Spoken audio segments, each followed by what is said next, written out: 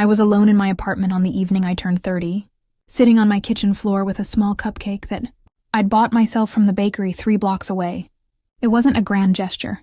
I had a tendency toward restraint, toward small things. The cupcake had dark chocolate frosting and a single candle stuck into the center, the kind that came in a pack of 100 from the grocery store. I didn't light it. I just sat there looking at it for a while, the way someone might study a document they already understood. My phone had been quiet all day. Not silent. I didn't put it on silent. I just carried it with me through my apartment, checking it periodically the way you check a door to confirm it's locked, even though you know it is. My work email had several messages. A few colleagues had sent casual notes about the end-of-quarter reviews. Nothing personal. Nothing requiring a response tonight.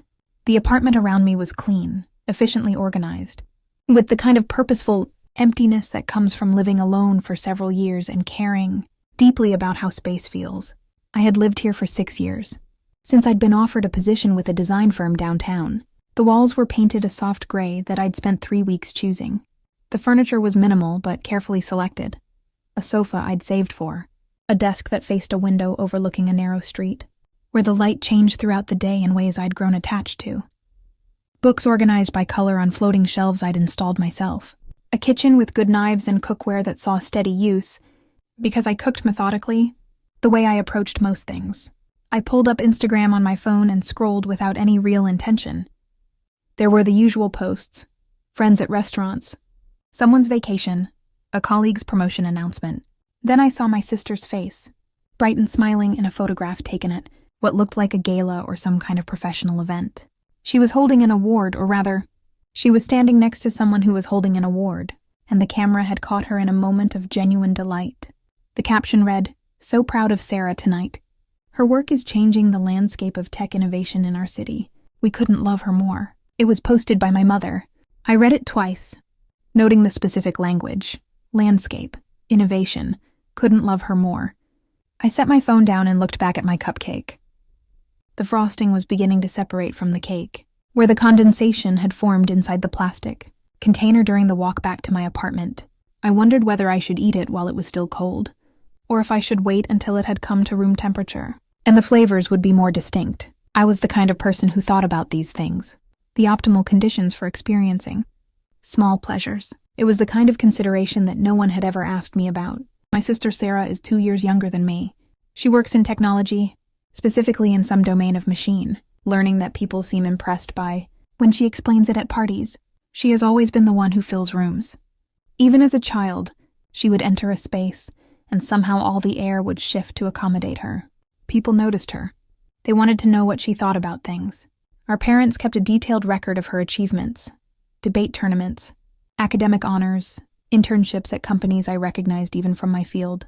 When she got her first job offer, my mother called me at work to tell me about it, and I heard the genuine pride in her voice like it was a physical thing, something I could hold in my hand and examine. I had also gotten a job offer that same week. I had called my mother to tell her about it. She had said, "Oh, that's nice. That's good, honey." And then she'd asked if I'd seen Sarah's email about her opportunity. Sarah's job paid more. The work was in a field that sounded more important. But I don't think that was what it was, exactly. I think it was simply that Sarah had always been the one whose life seemed to matter to them, in a way that made her visible. For a long time, I didn't think of this as neglect. That word carries implications of harm, of intention, of malice. My parents weren't harmful. They were loving in their way. They called occasionally. They asked about my work in a general sense, the way you might ask about someone's flight. They never forgot to remember that I existed. But there's a difference between being remembered and being seen, and I was learning to recognize that difference on my 30th birthday while sitting on my kitchen floor. I ate the cupcake straight from the container, using a fork I'd brought with me from the kitchen. The frosting was still good, still cold. The cake was slightly dry, which was disappointing but not surprising. Gas station bakeries were always a gamble. I thought about the money sitting in my checking account. Significant money, not generational wealth. Not enough to change my life entirely, but enough that it could change something. A few months earlier, my firm had completed a major renovation project, a mid-century, modern house in the hills that had been featured in a publication that people in my field took seriously. The project had been challenging, requiring me to push back against initial client instincts while maintaining the relationship, balancing preservation with livability. honoring the past while making space for the present. The magazine spread had been beautiful. They had even used one of the design renderings that I had created during the preliminary phases. My name was in small print below the credits, but it was there. That success had translated into a bonus that landed in my account on a Tuesday afternoon in November. I watched it appear with a strange sense of detachment, as though I was observing something happening to someone else. I didn't tell my family, not yet. I don't know why. Some part of me seemed to know already that they wouldn't understand what it meant. They would worry about the money instead. They would wonder if I had been prudent. They would want to know if I had a plan for it. And then, very likely, they would tell me a story about Sarah that would somehow connect to financial responsibility or risk management or some other adjacent quality, and the moment would dissolve. Instead, I simply kept the information to myself, and I let it sit in my mind like a seed, growing slowly into something I couldn't quite name yet. I finished the cupcake and washed the plate. The kitchen was quiet. I had a tendency to seek quiet in those days. I found it soothing, the absence of other people, other voices, other versions of what I was supposed to be. In quiet, I could think clearly about who I actually was, apart from the role I played in my family's narrative. By the time I went to bed that night, there were still no messages, no calls, no acknowledgement that I had entered a new decade. I set my phone on the nightstand and lay in the dark for a while, thinking about what it meant to reach 30 and have no one mark it. Not because I needed a party, not because I needed a big celebration, but because there seemed to be a correlation between what people remembered about you and what you meant to them. And if no one remembered your birthday, perhaps the message was clear. I fell asleep with my phone nearby, waiting for a sound that didn't come. The next morning I woke to a text from my mother. "Sorry we didn't remember sooner. Happy 30th. Dad says hello." I read it twice. The use of we was interesting. It suggested a collective failure, a family-wide lapse in memory, when what I suspected was that my father would not have thought to text at all if my mother hadn't prompted him. But I didn't allow myself to follow that thought all the way through. It was a text. It was something. I had learned not to interrogate the bare minimum. I replied, "Thanks, Mom, all good." I didn't elaborate. I didn't say anything about sitting alone with a store-bought cupcake. I didn't say anything about the fact that I had checked my phone dozens of times yesterday, each check a small rehearsal of disappointment. I simply accepted the acknowledgement and moved on, the way I had learned to move on from most things in my family. The day unfolded like any other day. I went to the office, attended meetings, reviewed designs that younger architects had created. The firm was doing well. The project that had earned me the bonus had increased our profile significantly, and we had picked up several new clients in the months since its completion. I was busier than I had been in years. This should have felt fulfilling, and in some ways it did. But underneath the satisfaction was a low-level exhaustion that I couldn't quite trace to a single source. During lunch, I sat at my desk and opened my banking app. I did this several times a week, not from anxiety about money. I had always been careful with it, perhaps more careful than was necessary, but from a kind of habit of confirmation. The money was still there. It hadn't disappeared. I pulled up my savings account and looked at the total, the number of zeros, the evidence of years of discipline and restraint. I thought about my sister again, about the photo of her with that award. I thought about the specific language my mother had used to describe her. Her work is changing the landscape of tech innovation. What would it take for someone to use language like that about me? I had changed a landscape, literally, a physical space that someone would occupy, that would hold their life within it. That meant something. And yet, I closed the banking app and pulled up my browser instead.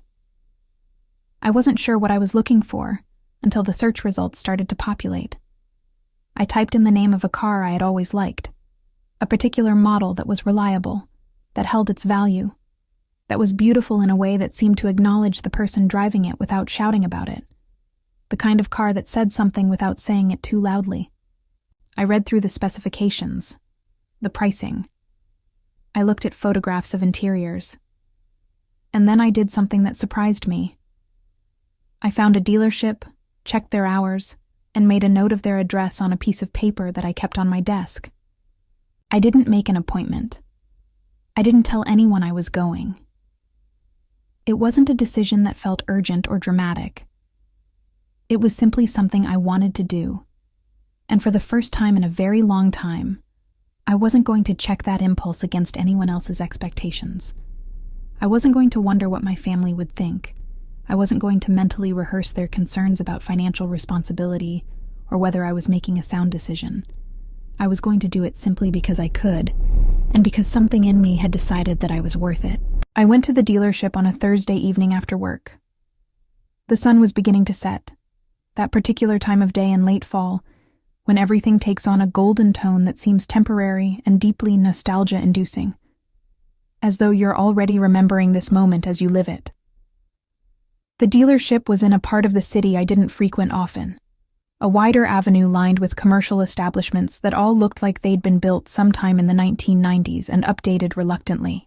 I wore what I always wore to work: tailored pants, a neutral sweater, minimal jewelry. Nothing about my appearance suggested wealth or status. This had never bothered me before, but as I walked across the parking lot toward the showroom, I became acutely aware of it. The salespeople I could see through the glass doors seemed to be tracking the other customers on the lot. A couple in their 50s looking at sedans, a younger man in a suit examining something more expensive. No one greeted me immediately when I entered. I wandered toward the section where the model I was interested in was displayed. The interior was exactly as I remembered it from the photographs, perhaps even slightly better in person. The steering wheel felt good in my hands. The leather was soft. The controls were intuitive. It was a beautiful object, and I could imagine myself in it, moving through the city, going where I wanted to go. "Can I help you with anything?" A man appeared, somewhere in his 50s, with a practiced smile that suggested he had already categorized me as a browser rather than a buyer. "Just looking today, or are you interested in something specific?" "I'm interested in this model," I said, turning to face him directly. "I'd like to know about financing options, and pricing on the specific configuration available here." Something shifted in his demeanor, though it was subtle. He reassessed me, this time actually looking at me instead of looking through me. "Oh, sure. Let me grab the paperwork. Are you trading in a vehicle?" "No," I said. "I'm paying cash." It was interesting to watch the calculation happen behind his eyes. Cash customers were uncommon, apparently. Or perhaps they were common enough, but they came in a different package than the one I was wrapped in. He recovered quickly, though. Salespeople are trained to recover quickly. "Well, let's get you set up with some information," he said. "We can go over the specifics, and you can take it for a test drive if you'd like." What followed was a sequence of events that I watched myself participate in with a kind of dispassionate curiosity. I was a person shopping for a car, and yet I was also aware of myself as a woman shopping for a car, aware of how I was being perceived or misperceived, aware of the gap between the actual facts of the situation and the interpretation of those facts. The salesman kept explaining things to me as though I might not understand them. He spoke slowly when he discussed pricing, as though numbers were complex concepts that I might need help navigating. When I asked about the extended warranty and the specific coverage details, he seemed surprised that I was reading the fine print myself, rather than delegating that to someone else. I didn't correct his assumptions. I simply listened, asked questions, and took notes in a small notebook I'd brought with me. After the test drive, during which the car handled beautifully and confirmed what I already suspected, which was that this was the right choice, I sat down at his desk and we began the actual transaction. "So, do you want to think about this?" he asked. "It's a significant purchase.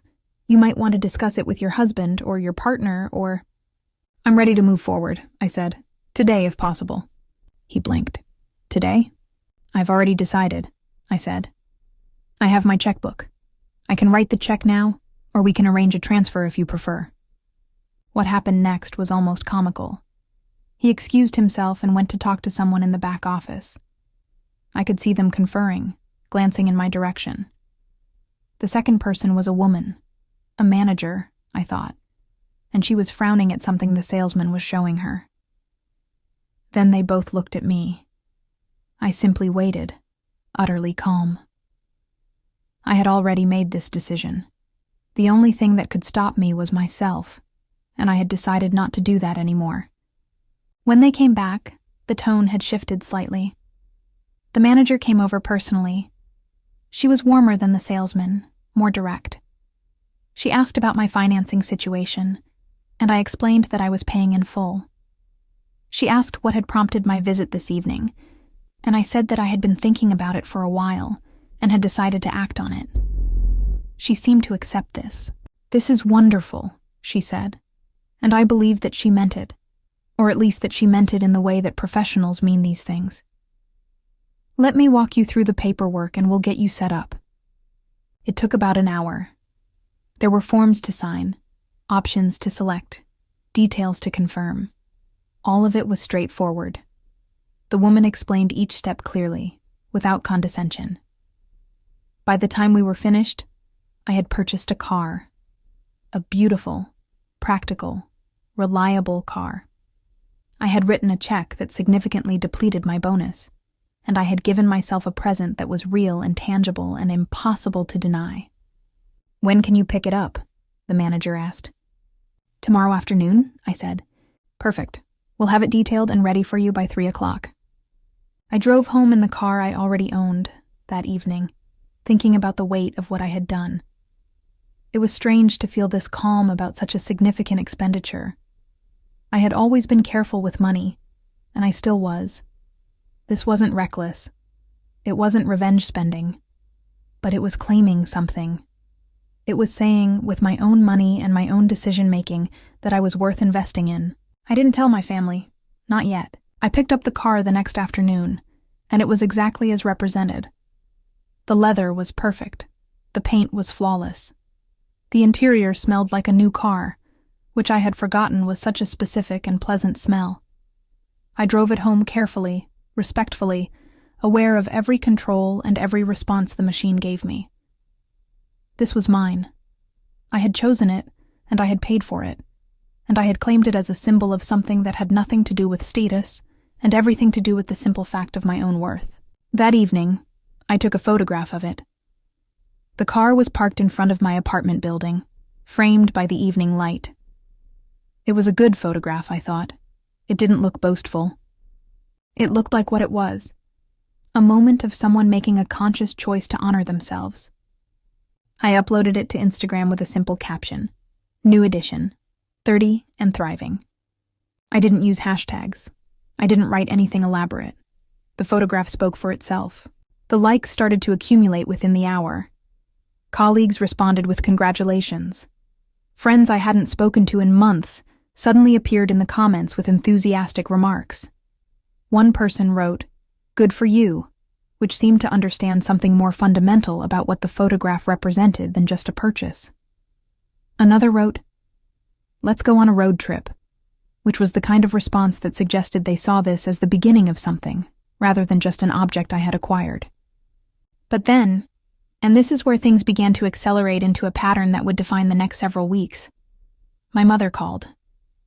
"Honey, I saw your post," she said, and I could hear a specific tone in her voice that I recognized from my childhood. It was the tone she used when I had done something that made her uncertain whether to congratulate me or interrogate me. "I bought a car," I said. "Yes, we can see that. That's quite a purchase. Where did you get the money for that?" I felt a familiar sensation of my chest tightening, of defensive walls going up, but I pushed past it. "I've been saving, and I got a bonus at work." "A bonus? You didn't mention that?" "No," I said, "I didn't." There was a pause. "Well, I hope you're being smart about your finances. A car is a depreciating asset." "I'm aware," I said. "Your father and I are just concerned. That's a lot of money to spend on something that loses value the moment you drive it off the lot." "I understand," I said. But what I was beginning to understand, more clearly than I ever had before, was that their concern wasn't actually about my financial welfare. If it had been, they would have asked questions about whether I could afford the payments, whether I had savings left over, whether I had made a plan. Instead, what they were doing was questioning my judgment, which was another way of questioning my competence, which was another way of not trusting that I knew what was best for myself. And I had let them do this to me for 30 years. "I'm fine," I said, and I meant it. "I've thought about this carefully. I can afford it. I'm good." "Well, if you're sure," my mother said, in a way that suggested she was very sure that I was not. I ended the call shortly after, and I sat with my phone in my hand for a long time, looking at my photograph of the car. It was still sitting there, still beautiful, still real. And suddenly I understood something about symbols and what they meant. It wasn't just about the car. It was about the fact that I had purchased the car, and I had not asked for permission, and I had not explained myself until I was asked to, and I had not apologized. I had simply done it. That evening I sat down and began to make a list. It wasn't an angry list. It was methodical, the way I approached most things. I wrote down the specific incidents I could remember. My 10th birthday, when my mother had canceled my small party because my sister had a debate tournament. My college graduation, when my mother had spent the entire dinner talking about Sarah's summer internship. My promotion to senior architect, when my father had asked if I was spending too much time at work and if I was worried about my social life. The times I had received praise for my work, only to have it redirected to Sarah's different but somehow more impressive accomplishments. The list grew long. Not because the incidents were individually dramatic, but because there were so many of them. A pattern isn't dramatic on its own. It's only dramatic when you finally see it whole. I didn't do anything with the list immediately. I just kept it in a notebook on my desk, visible enough that I would see it frequently. About 2 weeks after I bought the car, my mother called again to tell me that my family wanted to have dinner at my parents' house. It was phrased as an invitation, but the tone was that of a summons. A family dinner wasn't an unusual event. We gathered several times a year, generally around holidays or other obligatory occasions. But there was something in the urgency of my mother's request that suggested this one was meant to address something specific. "Your father and I are concerned about some things," she said, in the careful way that indicated she had been rehearsing this conversation. "We'd like to have everyone together." Everyone meant me, Sarah, my parents, and potentially Sarah's boyfriend. Though it turned out that when I asked, she said he was at a conference and wouldn't be able to make it. So it was just the 4 of us, which was actually better. It was more intimate, more honest. The dinner was on a Sunday afternoon in December. I drove to my parents' house in my new car, and I was acutely aware of it being parked in their driveway, visible to them, impossible to ignore. The house looked exactly as it had looked for 20 years, a colonial in a quiet suburb, maintained meticulously, painted in neutral tones, landscaped in a way that suggested good taste and solid middle-class stability. The interior smelled like it always smelled, like lemon furniture polish and my mother's candles, something floral and expensive that she ordered from a catalog. My father was in the living room reading the newspaper. He stood when I came in and gave me the kind of hug that he always gave me, brief, cordial, the hug equivalent of a handshake. "Good to see you, honey," he said. "How's the car?" "It's good," I said. "It drives well." "Seems like a nice one," he said, with the careful neutrality of someone who had been instructed not to address the elephant in the room directly. My mother emerged from the kitchen, wiping her hands on a dish towel. "Sweetheart, I'm so glad you could make it. We're still waiting for Sarah, but she should be here any minute. Dinner is almost ready." The kitchen was warm and full of the smell of roasted vegetables and something herbed. My mother was a good cook, though I had rarely thought of this as something worth noting. She did it without seeming to particularly enjoy it, the way she did most things, efficiently, competently, without much emotional investment. I wondered if she had any idea how much effort I had taken to keep that quality out of my own life, to try to invest myself in the things I did, to make sure that my work and my choices carried some piece of my authentic self. Sarah arrived 20 minutes later, as she always did, which is to say exactly on time, which is to say arriving in a way that suggested she had calculated the precise moment when being late would be noticeable. She was dressed beautifully, as she always was, in clothes that hung perfectly on her body. in a way that suggested she had been born knowing how to move through the world as someone other people wanted to look at. "Hi, everyone," she said, and there was a warmth in her voice that was genuine, that seemed to reach everyone in the room. What did I miss?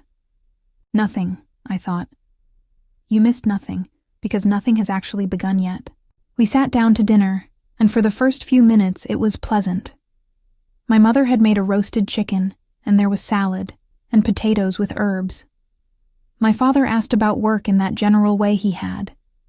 Sarah talked about a project she was working on, something about scaling a database or optimizing an algorithm.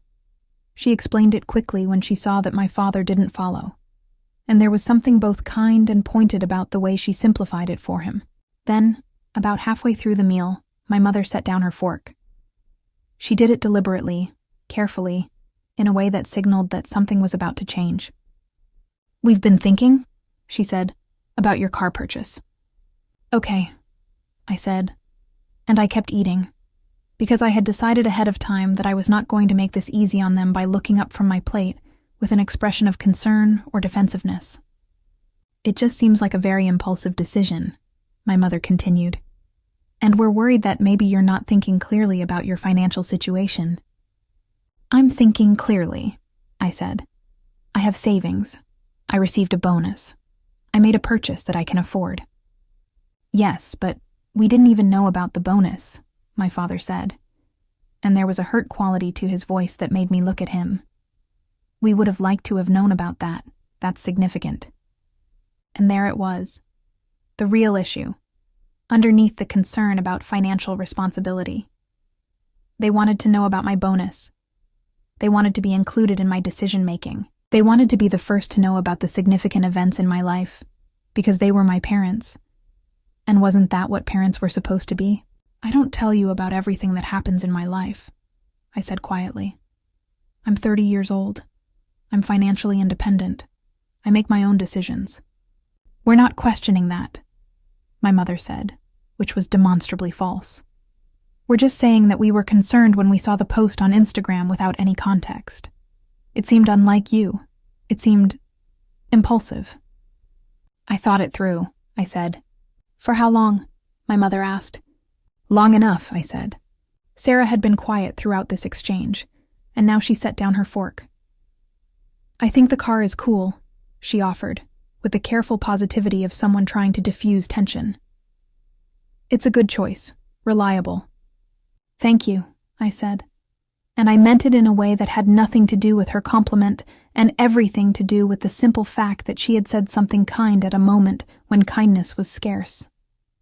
"The real question," my father said, "is whether this is a sign that something else is going on. Are you okay? Is there something bothering you?" I looked at him across the table. He was earnest. He genuinely believed that the car purchase indicated a problem. It didn't occur to him that maybe the car purchase was simply someone making a choice about their own life. "I'm fine," I said. "I'm actually better than I've been in a long time." "You seem distant," my mother said. "You haven't called in weeks." "I called last week," I said. "That was a text," my mother said. "It's not the same." I set down my fork and looked at each of them in turn. At my mother, who had believed she was showing love by worrying about me. At my father, who had seemed confused by my independence. At Sarah, who was trying to be supportive in a way that was peripheral to the actual issue. "I want to tell you something," I said, and my voice was calm in a way that felt important. "I don't think I've ever actually told you this directly. I've hinted at it, maybe, but I'm going to say it now." I paused, and in that pause, I felt something settle inside me. Not anger. Something quieter than that. Something more permanent. "I have felt invisible to you for most of my life," I said. "Not in a way that was intentional or cruel, but I have been in this family, and I have made choices and achieved things and reached milestones, and none of it seemed to register in the same way that things registered for Sarah. When I graduated from college, you congratulated me, and then spent dinner talking about Sarah's internship. When I got promoted, Dad asked if I was worried about my social life. When I completed a project that was significant enough to get published, no one asked me about it. I found out about it after my mother already knew, and she didn't say anything until after I had told her about it myself. "That's not fair," my mother said. "We've always been proud of you."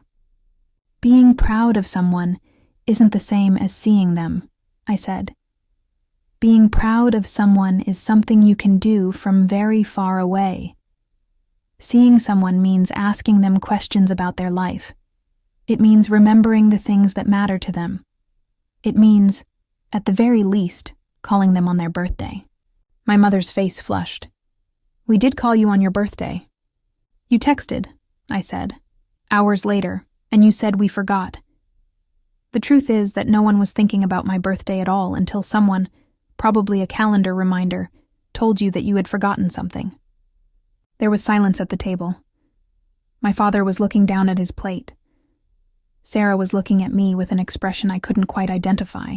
"I'm not saying this to hurt you," I continued. "I'm saying it because it's true, and I think we should all be willing to face what's true. And I think it's time for me to stop accepting the bare minimum from the people who are supposed to care about me most." "We do care about you," my mother said, and she sounded genuinely hurt, which made this harder, but not wrong. "I know," I said. "But caring isn't always the same as showing up. And I've been waiting a long time for you to show up in a way that made me feel like I mattered. And somewhere along the way, I realized that I was probably never going to feel that way unless I created it for myself." I reached into my bag and pulled out a small box. Inside the box was the cupcake I had bought myself on my 30th birthday. I had preserved it, carefully, wrapping it in plastic wrap and keeping it in a sealed container. It had hardened significantly, and it was no longer edible, but it was still recognizable. I set it on the table. "This is what I did for my 30th birthday," I said. "I sat alone in my apartment, and I bought myself a cupcake from the bakery, because I knew that no one else was going to do that. And I thought that was just going to be the way this worked. That I was going to be the person I took care of. That I was going to be the one who showed up for myself, because that was the only way I was going to feel that anything I did mattered." "Oh, honey," my mother said, and there was tears in her eyes now, which I had not anticipated, and which made something in me want to stop. But I didn't stop. "The car isn't about the car," I said. "It's about the fact that I decided I was worth something more than the crumbs of attention and validation that I've been accepting. It's about me saying, I did good work. I earned money. I'm going to do something nice for myself. And I'm not going to feel guilty about it. And I'm not going to ask for permission." And that scares you, I think, because it means I'm not going to keep being the invisible one, the reliable one, the one you can take for granted. My father cleared his throat. "We're not taking you for granted. We love you."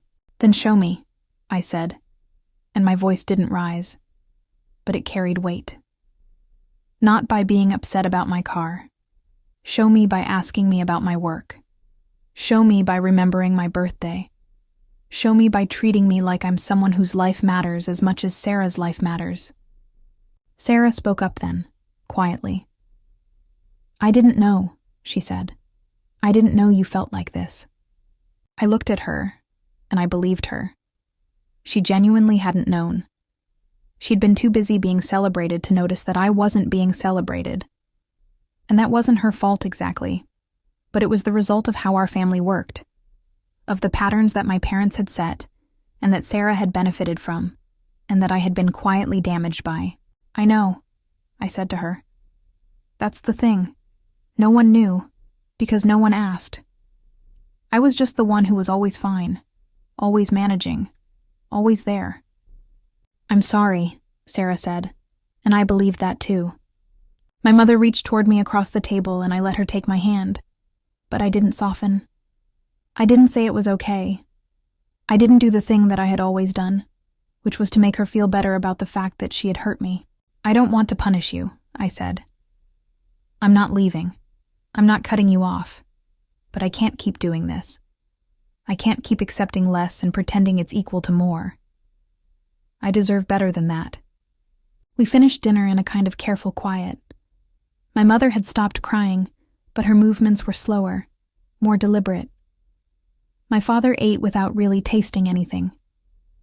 Sarah kept glancing at me with an expression that suggested she was reckoning with something, some part of her privilege that she was seeing for the first time. As I was leaving, my mother hugged me. It was a longer hug than my father's had been, and it held some kind of apology, though she didn't say the words. I accepted it, but I didn't hold her the way I used to. I let her hold me, and then I gently stepped back. "I'll call you," I said, "but I need some time." "Okay," she said. I drove home in my car, and I felt simultaneously lighter and heavier than I had in months. I had said the things that needed to be said. I had named the truth. But I also knew that nothing was actually resolved, that this was the beginning of something rather than the end, and that the work of actually changing a family dynamic was much longer and more difficult than a single dinner conversation. But I had done it. I had stood in my childhood home and claimed my own worth without asking for permission. And that mattered. A few days later, Sarah called me. "Do you have time to grab coffee?" she asked, and there was something in her voice that suggested this wasn't a casual invitation. We met at a place in the city between where we both lived. A small cafe that was always crowded, but never so crowded that you couldn't hear yourself think. Sarah ordered something elaborate with multiple modifications, and I ordered black coffee and sat across from her, waiting for her to say what she had come to say. "I talked to Mom and Dad," she began, "after dinner, and I asked them some questions about how they treated you versus how they treated me. And I realized that I had been very blind about something." I sipped my coffee and didn't say anything, letting her continue. "I think I always knew, on some level, that you didn't get the same attention that I did," she said. "But I told myself it was because I was more outgoing, or because my work was more impressive, or because I was just naturally more visible. And I didn't really examine what that meant. I didn't think about what it was like to be you, watching me get celebrated for everything. It was lonely," I said. Sarah nodded slowly. "I can imagine, and I'm sorry. I know that doesn't fix anything, but I'm genuinely sorry. For being blind, for not asking you about it, for just accepting that I was the favored one and not really questioning what that meant." I appreciated this. It was different from my parents' response, which had focused on whether my criticism was fair or accurate. Sarah was focusing instead on what she had done, or rather, failed to do, and acknowledging the impact of that failure. "Thank you," I said. "I want to do better," she said. "With you. With them. I'm going to talk to them about setting some different patterns, I think. About making sure they're actually present for you. I don't know if that will work, but I want to try." "I appreciate that," I said. "But I also need you to understand that this isn't your responsibility. I need to do this work for myself, and I need our parents to do it for themselves. You can support it, but you can't fix it." "I know," she said. I'm angry at them, actually, for not doing better, for not seeing you." "They love me," I said, and I meant it. "But love isn't always enough. Sometimes you need attention. You need presence. You need someone to care enough to ask questions and listen to the answers."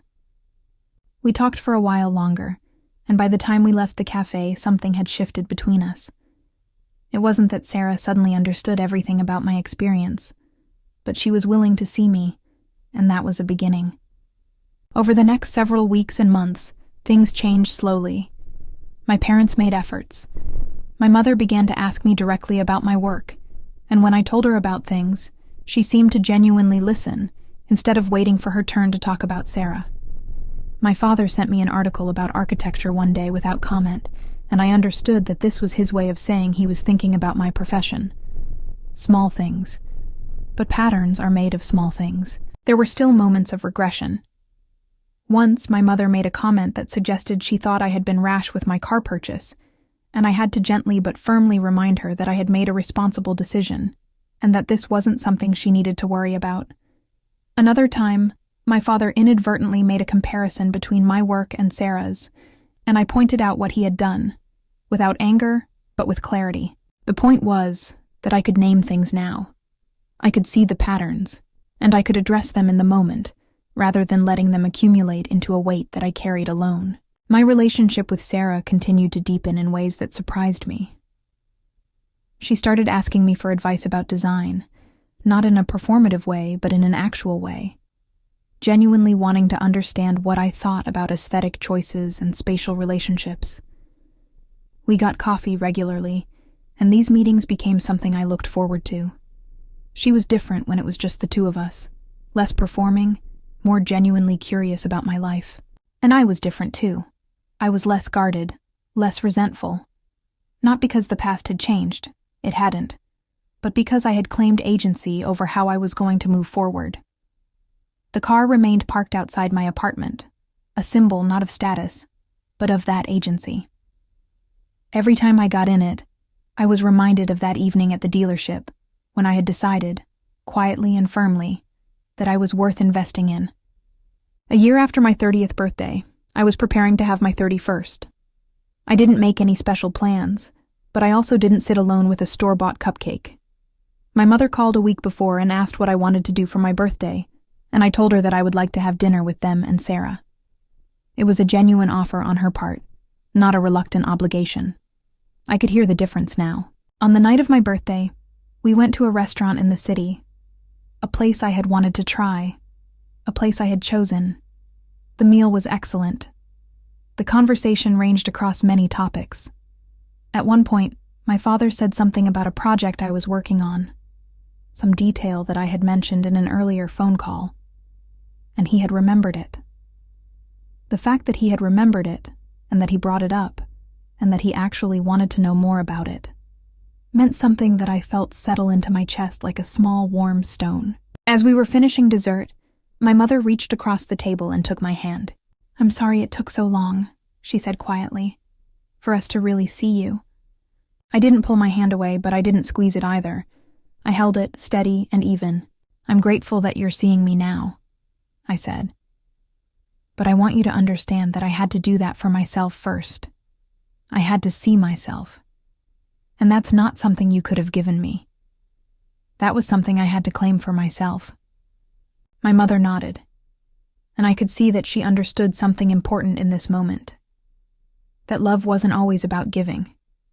Sometimes it was about stepping back and letting someone else be the one to give to themselves. As we left the restaurant, I noticed that both my parents seemed to move a little differently around me now, with a kind of respect that hadn't been there before. Not because I had changed fundamentally. I was still the same person I had always been, but because I had stopped accepting the role they had assigned me, and in doing so, I had opened the possibility for them to see who I actually was. The drive home in my car was quiet and peaceful. I thought about the year that had passed, about the moment I had first sat alone on my kitchen floor, about the way that single quiet decision, to see my own worth, had rippled outward and changed the shape of my relationships with the people I loved. I wasn't naive enough to think that everything was fixed. Family patterns are old things, deeply rooted, and they don't shift entirely just because someone has asked them to. There would probably be moments in the future when my parents would retreat into old habits, when they would minimize my achievements or focus more on Sarah's. But I was different now in the way I would meet those moments. I would name them. I would address them. I would not absorb them into my body like I had done before. That was the real shift. Not that they had changed, though they were changing, but that I had decided I didn't need them to change in order to claim my own worth. The worth had always been there. I had simply been waiting for someone else to confirm it. And when no one did, I had discovered that I could do it myself. I could see myself now, and that made all the difference. The car became less of a symbol as time passed, and more simply a car. Reliable, beautiful, mine. But occasionally, usually without planning it, I would get in it and think about that evening at the dealership, about the moment I had decided that my money and my choices were mine to make, and I would feel a quiet gratitude for the fact that I had known in that moment what I needed to do. Not for my family, not to prove anything to them, but for myself, and for the person I was becoming. Someone who could see herself, acknowledge herself, and claim her own worth without waiting for permission that no one was going to give. That person was me, and she was enough, more than enough. Finally, and completely and irrevocably, she was enough.